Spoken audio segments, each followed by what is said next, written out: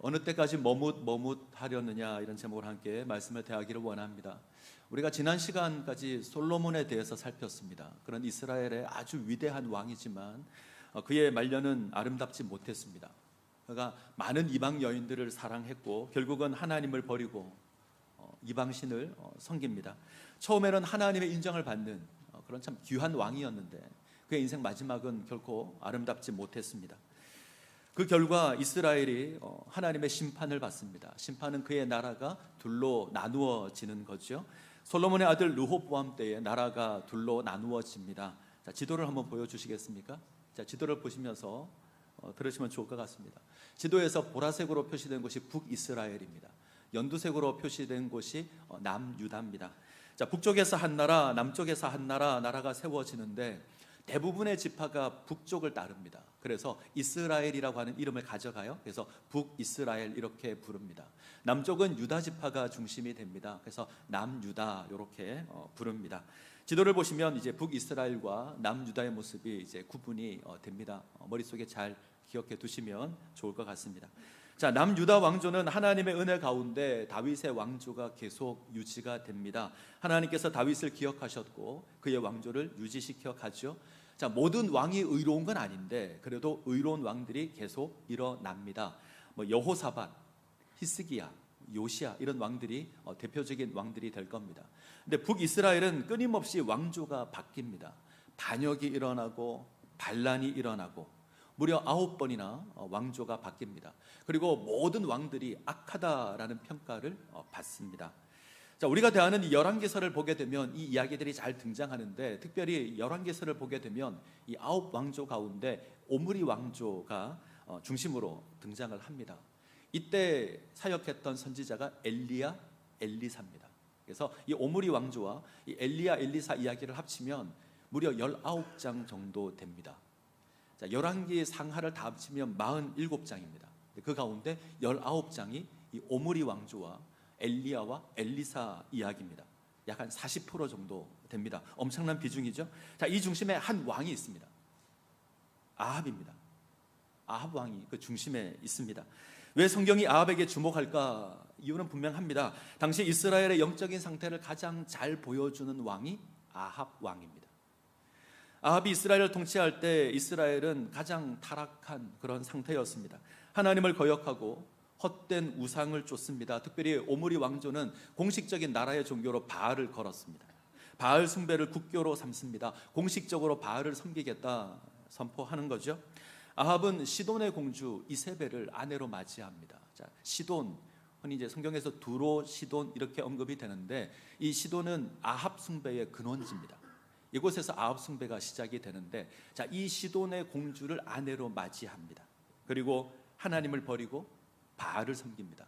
사마리아에 바알 신전을 세웁니다. 그리고 바알의 짝인 아세라를 섬기죠. 하나님을 기억하지 않습니다. 하나님을 버리고 바알을 쫓고 아세라를 쫓습니다. 심지어 이세벨은 여호와의 선지자를 죽이기까지 합니다.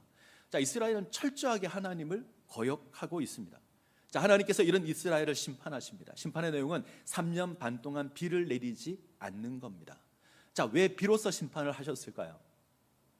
이 바알이 비의 신입니다.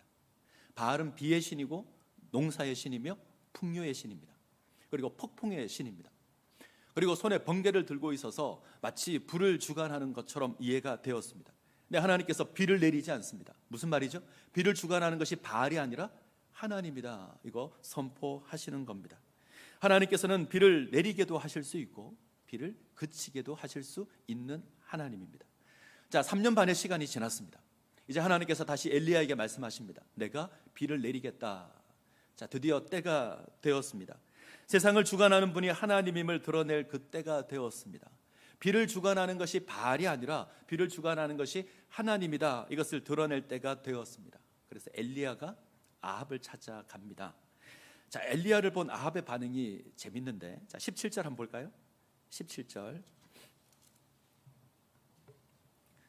자, 열왕기상 18장 17절 같이 읽습니다. 엘리야를 볼 때에 아합이 그에게 이르되 이스라엘을 괴롭게 하는 자여 너냐? 이스라엘을 괴롭게 하는 자여 너냐? 엘리야를 보고 이렇게 말합니다. 아합은 엘리야를 향해서 이스라엘을 괴롭게 하는 자다 정의합니다. 어떤 의미일까요? 너 때문에 비가 안 온다, 이런 의미는 아닐 것 같습니다. 만약 엘리야가 기도해서 비가 안 온다라고 하면 하나님을 인정하는 게 되니까 그건 아닐 것 같습니다. 이때 괴롭다, 이 말은 혼란스럽게 하다, 마음을 요란하게 하다, 이런 뜻입니다.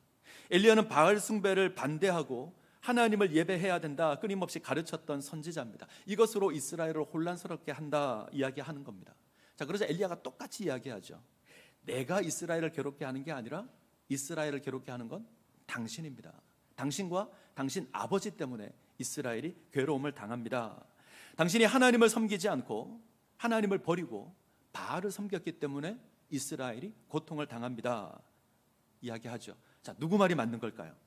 누가 이스라엘을 괴롭게 하죠? 서로 자기 말이 맞다고 싸울 텐데, 그래서 엘리야가 대결을 하나 요청합니다.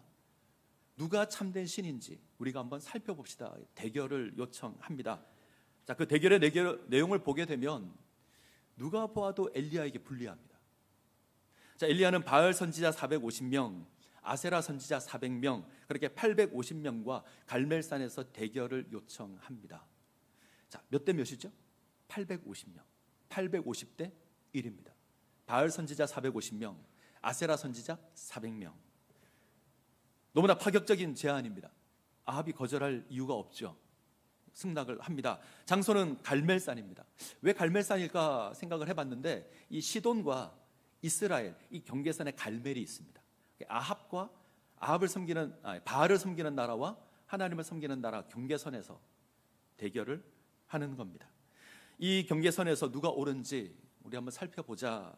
자, 이 아합이 바알 선지자 450을 부르고 아세라 선지자 400을 부릅니다. 그리고 각 이스라엘 지파의 사람을 보내서 이스라엘 백성들을 모읍니다. 자, 한번 생각을 해보시죠. 그림을 한번 그려보겠습니다. 지금 갈멜산에 누가 모여 있죠? 엘리야, 아합, 바알 선지자 450, 아세라 선지자 400, 그리고 이스라엘 백성. 자, 이들 가운데 하나님을 섬기는 자가 누구입니까? 엘리야 한 명입니다. 엘리야 말고 누가 있나요? 아니요, 없습니다. 엘리야만 하나님을 섬기고 있습니다. 850대 1의 싸움이 아닙니다. 제가 볼 때는 이스라엘 전체와 엘리야의 대결입니다. 하나님의 선지자와 하나님을 기억하지 않고 하나님을 버리고 바알을 쫓는 이스라엘 전체와의 대결입니다. 이스라엘은 하나님 잊었습니다. 이 땅의 풍요의 신인 바알을 쫓고 쾌락의 신인 아세라를 쫓습니다. 하나님을 잊었습니다. 엘리야는 이들과 대결합니다. 자, 21절 한번 보시죠. 21절.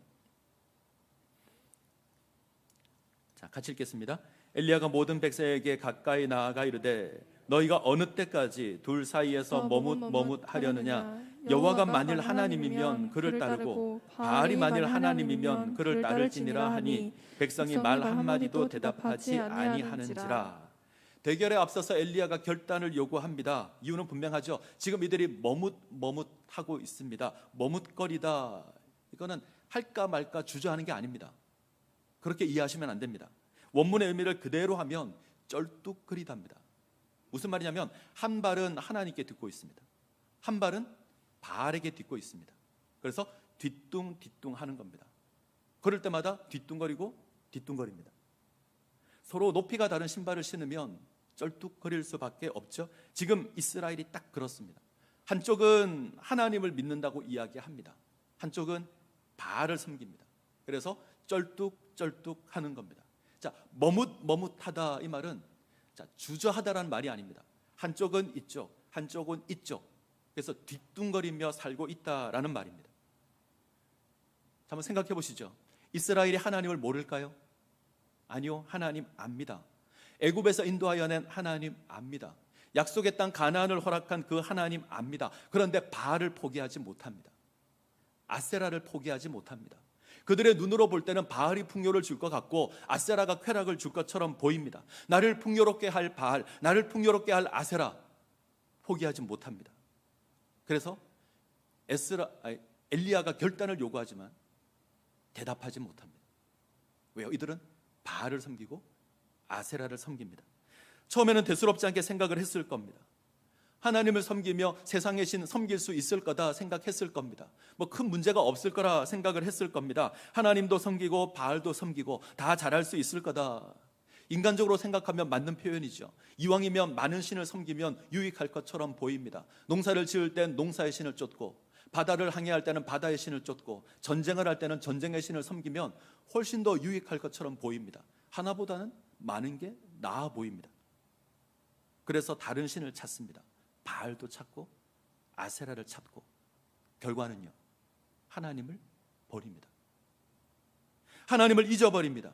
자, 무너진 제단 잘 보여주는데 30절을 가면 엘리야가 여호와의 제단을 다시 수축하는 장면이 나옵니다. 무슨 말이죠?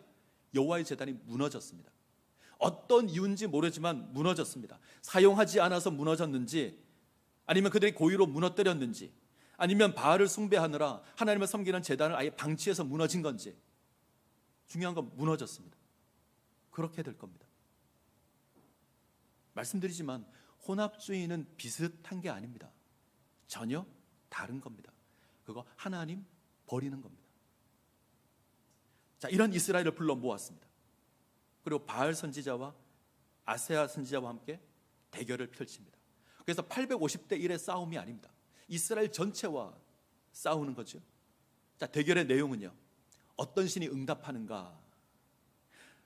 송아지 한 마리를 잡아서 각을 떠놓고 나무 위에 올려놓습니다. 불은 붙이지 않습니다. 각자 신에게 기도해서 누가 불로써 이 제물을 태우는가, 어떤 신이 응답하는가 한번 해보자, 이 대결을 합니다. 먼저 바알 선지자들이 시작을 하죠. 아침부터 낮까지 바알에게 소리를 지르고 부릅니다. 바알이여 우리를 응답하소서, 바알이여 우리에게 응답하소서, 소리를 지릅니다. 응답하지 않습니다. 제단 주변을 뛰놀지만 아무런 소식이 없습니다. 그러자 정오 정도 돼서 엘리야가 이야기를 합니다. 자, 27절 볼까요? 27절 같이 읽습니다. 정오에 이르러는 엘리야가 그들을 조롱하여 이르되 큰 소리로 부르라. 그는 신인즉 묵상하고 있는지, 혹은 그가 잠깐 나갔는지, 혹은 그가 길을 행하는지, 혹은 그가 잠이 들어서 깨워야 할 것인지 하매. 엘리야가 그러죠. 좀 더 소리를 질러봐라. 그가 깊은 생각에 빠졌는지 모르니 크게 소리 질러서 깨워봐라. 그가 나갔는지 길을 가고 있는지 모르니 크게 소리를 질러서 그를 불러봐라.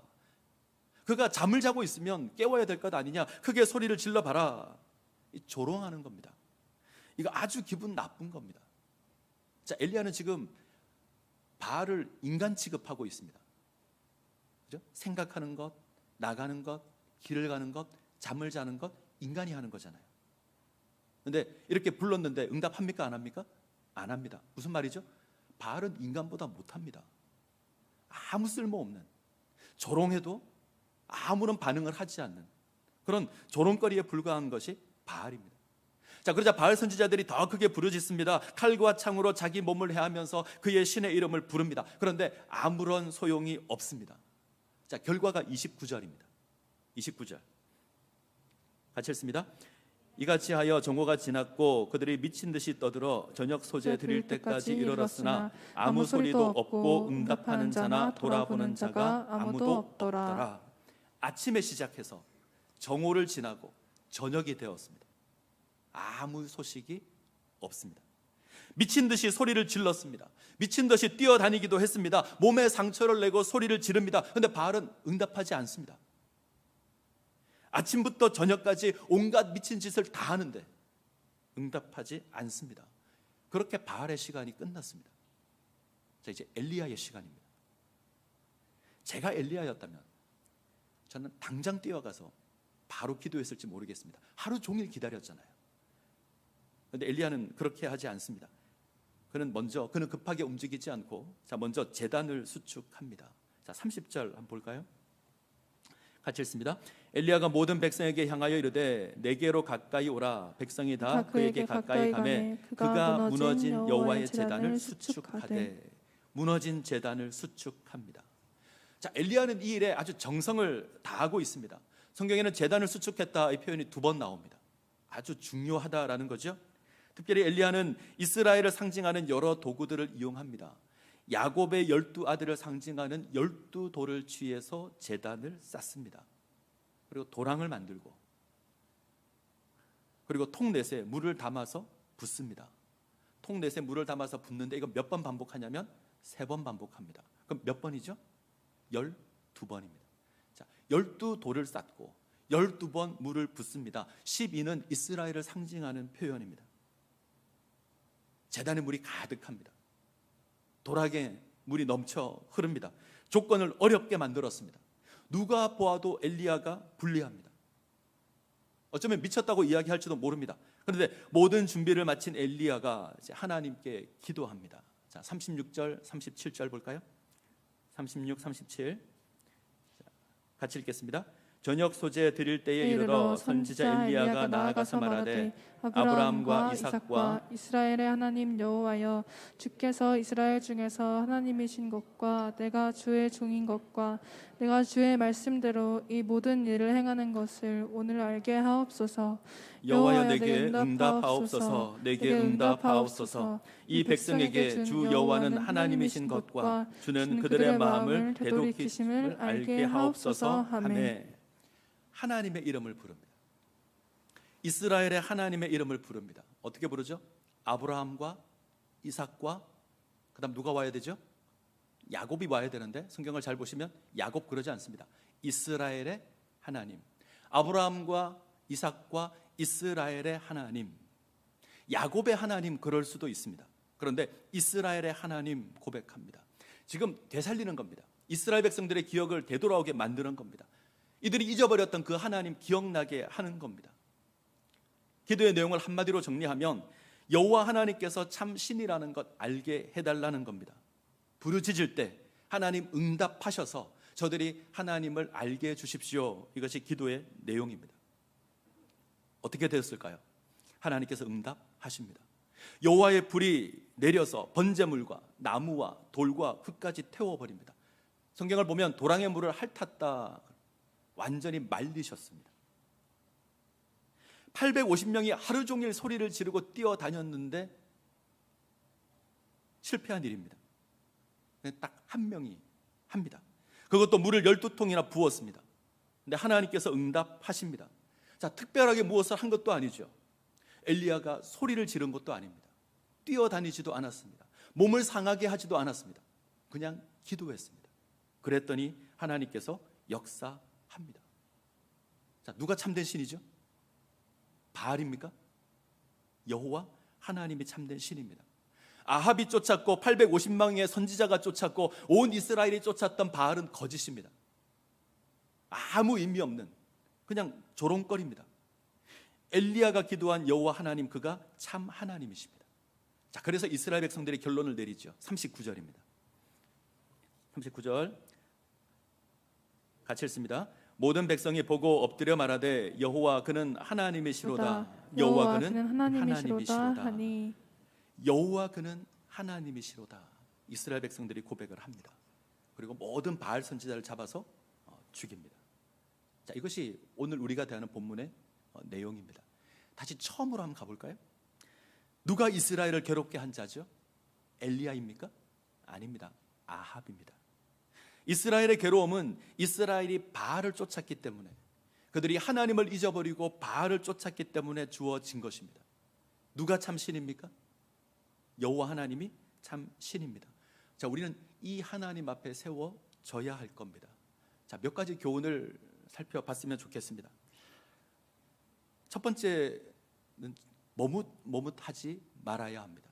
우리가 앞서 살폈던 단어가 하나 있죠. 머뭇하다. 우리는 머뭇하지 말아야 합니다. 자, 우리는 이 세상을 살아가면서 늘 힘들다고 탄식합니다. 원망하고 한숨을 쉽니다. 왜 그렇죠? 우리가 세상과 하나님 사이에서 머뭇하기 때문에 그렇습니다. 우리 스스로 괴롭게 하는 겁니다. 자, 오늘 본문에 이 단어가 한 번 더 나옵니다. 자, 26절을 볼까요? 26절. 자, 같이 읽습니다. 그들이 받은 송아지를 가져다가 잡고 아침부터 낮까지 바알의 이름을 불러 이르되 바알이여 우리에게 응답하소서 하나 아무 소리도 없고 아무 응답하는 자도 없으므로 그들이 그 쌓은 재물 주위에서 뛰놀더라. 어떤 단어가 머뭇머뭇하고 같을까요? 자, 뛰놀더라, 이 단어가 머뭇머뭇과 같은 단어입니다. 바알 선지자가 바알을 부르며 뛰놉니다. 이 단어의 의미는 양쪽을 딱 서서 왼쪽 무릎을 한번 굽히고, 이쪽이죠, 왼쪽 무릎 한번, 오른쪽 무릎 한번, 이렇게 반복하는 게 뛰놀더라의 원어의 의미입니다. 뭐죠? 쩔뚝거리는 거잖아요. 이들은 지금 쩔뚝거리고 있습니다. 이 단어와 머뭇머뭇하다의 원어가 같습니다. 어원이 같습니다. 자, 지금 바알 선지자들이 바알 제단에서 뛰놀고 있습니다. 그들은 머뭇머뭇하고 있습니다. 지금 이스라엘이 바알 제단 앞에서 머뭇머뭇하고 있습니다. 그들이 뛰놀고 있습니다. 쩔뚝거리면서. 이들은 바알이 답이라고 생각합니다. 때문에 여호와의 제단을 버리고 바알 제단에서 춤을 춥니다. 뛰놀고 소리를 지릅니다. 뛰놀면서 몸을 상하게 합니다. 이스라엘은 이 땅의 풍요를 누리기 위해서 스스로 괴롭게 합니다. 소리를 지르고 춤을 추고 몸을 상하게 하고 그 앞에서 머뭇머뭇합니다. 쩔뚝쩔뚝합니다. 이스라엘이 그럽니다.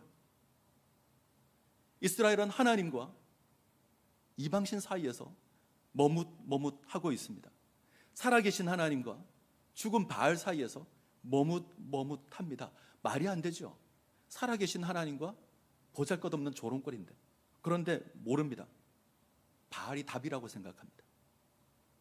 그래서 바알에게 가서 소리를 지르고 춤을 추고 몸을 상해합니다.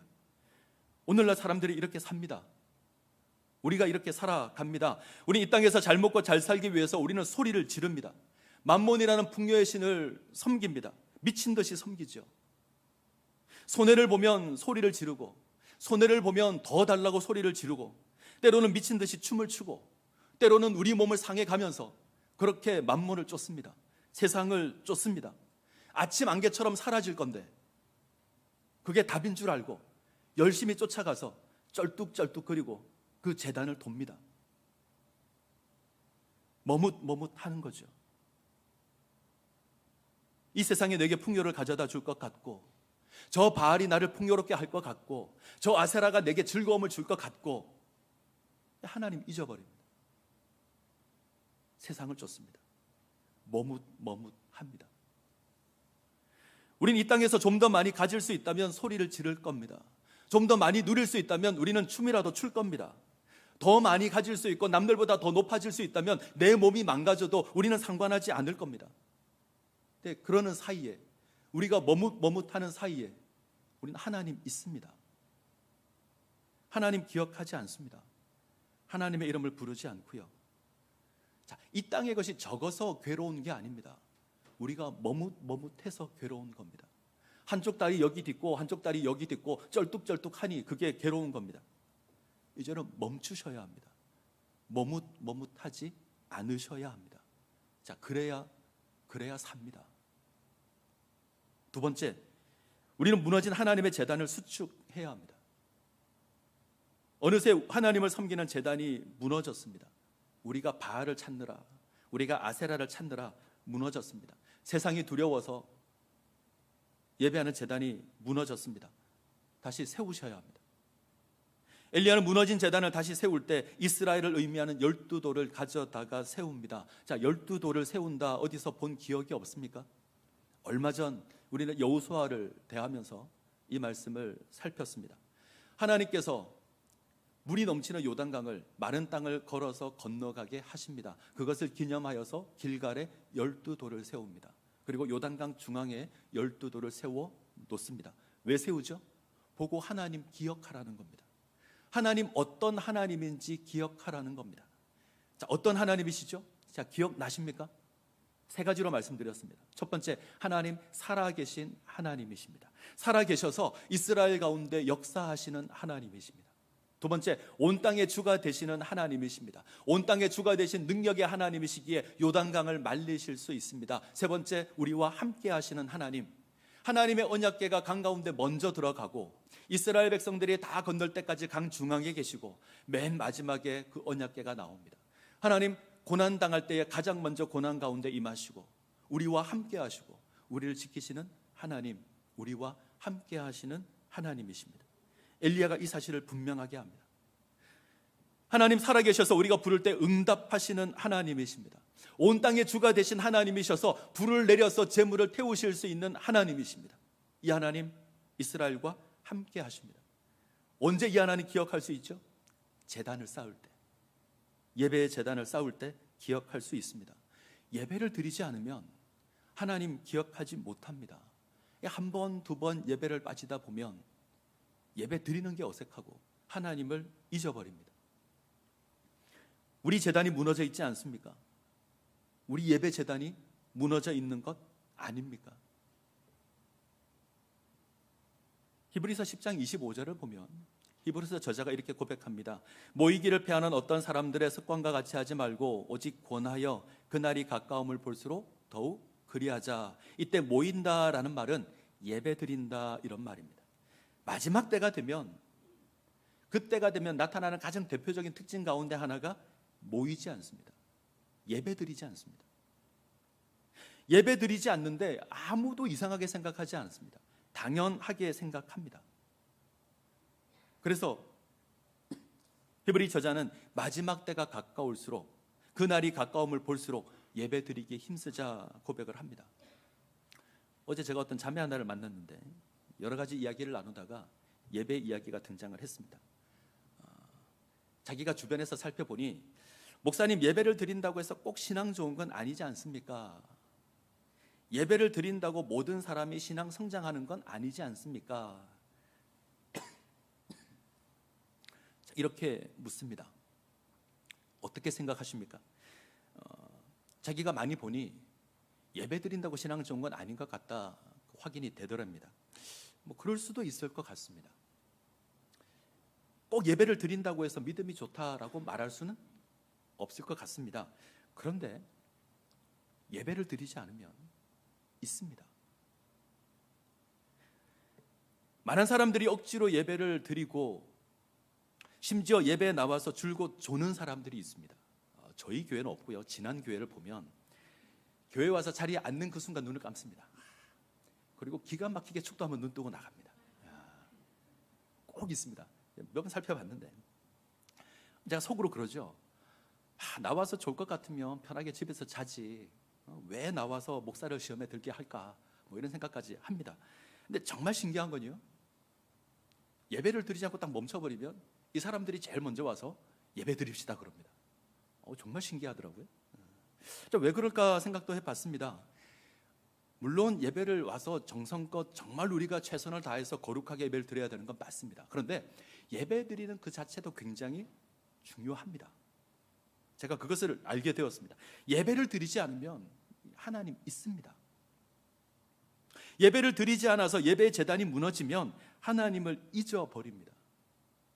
전 그게 두렵습니다. 그래서 부탁을 드립니다. 나와서 조셔도 됩니다. 심지어 주무셔도 제가 깨우지 않겠습니다. 그것으로 제가 시험에 들지도 않겠습니다. 나오셔서 예배 제단을 쌓으셔야 합니다. 굉장히 중요합니다. 그래야 우리가 삽니다.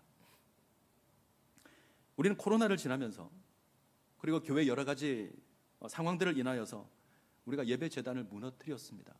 우리는 어쩔 수 없는 일이라 고백할 수 있지만 결과는 맞습니다. 예배 제단이 무너졌습니다. 다시 회복하셔야 합니다. 다시 예배 제단을 수축하셔야 합니다. 예배 시간을 기억하시고 예배 자리를 채우셔야 합니다. 그래야 우리가 삽니다. 그래야 하나님을 기억할 수 있습니다. 이 모습 가운데 세워지시기를 바랍니다. 자, 세 번째, 하나님께 기도하셔야 합니다. 자, 오늘 본문에서 가장 중요한 단어를 저보고 하나 찾으라 그러면 응답하다라는 단어입니다. 오늘 성경을 읽다 보면 계속 나옵니다. 자, 어떤 신이 참신인가? 응답하는 신이 참신입니다. 바알은 응답하지 않죠. 그는 죽은 신입니다. 소리를 질러도 춤을 춰도 심지어 몸을 상하게 해도 응답하지 않습니다. 근데 우리 하나님, 응답하시는 하나님이십니다. 소리 지르지 않아도 되고요, 춤을 추지 않아도 됩니다. 내 몸을 상하게 하지 않아도 하나님 응답하십니다. 우리가 부르면 응답하시는 하나님이십니다. 누리셔야 합니다. 가끔 말씀드리죠. 기도는 의무가 아닙니다. 기도를 의무라고 생각하면 너무 힘이 드는데 아니요, 기도는 특권입니다. 우리가 마땅히 누려야 할 특권입니다. 이 특권 누리셔야 합니다. 우리가 찾아야 할 것은 바알이 아닙니다. 그가 우리를 구원하는 것이 아닙니다. 그는 응답하지 않는 죽은 신입니다. 소리를 지르고 춤을 추고 몸을 상하게 해도 그는 응답하지 않습니다. 오직 살아계신 하나님만이 응답하십니다. 에이, 목사님 엘리야 정도 되니까 가능하지요. 그러지 마십시오. 우리가 기도하면 하나님 응답하십니다. 자, 야고보서 5장을 한번 가볼까요? 야고보서 5장.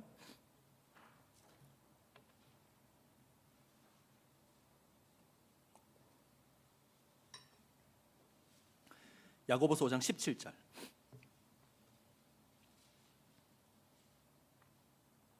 17절, 18절 같이 읽습니다. 엘리야는 우리와 성정이 같은 사람이로되 그가 비가 오지 않기를 간절히 기도한즉 3년 6개월 동안 비가 오지 아니하고 다시 기도하니 하늘이 비를 주고 땅이 열매를 맺었느니라. 엘리야는 우리와 다르지 않습니다. 특별하지 않습니다. 그는 우리와 똑같은 사람입니다. 근데 그가 기도하니 3년 6개월 동안 비가 내리지 않습니다. 그가 기도하니 다시 하늘 문을 열고 비를 내려줍니다. 열매를 맺게 합니다. 자, 기도하십시오. 기도하면 하나님 응답하십니다. 하늘 문 여시고 우리에게 은혜를 베풀어 주실 겁니다. 자, 말씀을 맺겠습니다. 엘리야가 이 시간 우리를 향해서 묻습니다. 너희가 어느 때까지 머뭇하려느냐? 너희가 언제까지 세상과 하나님 사이에서 머뭇하려느냐 묻습니다. 이스라엘처럼 침묵하지 마십시오. 오늘 성경에서 대답하지 않는 건 바알이면 족합니다. 침묵하지 마십시오. 하나님께 고백하십시오. 내가 하나님 섬기겠습니다. 내가 하나님 기억하고 하나님 예배하겠습니다. 자, 그리고 예배 제단을 수축하시기를 바랍니다. 그 예배를 통해서 하나님 기억하시기를 바랍니다. 나를 구원하시고 나를 인도하시는 그 하나님 예배하시기 바랍니다. 그리고 하나님께 기도하시기 바랍니다. 그때 하나님 놀라운 역사를 우리에게 베풀어 주실 겁니다. 이 은혜를 누리시기를 간절히 소원합니다. 기도하시겠습니다.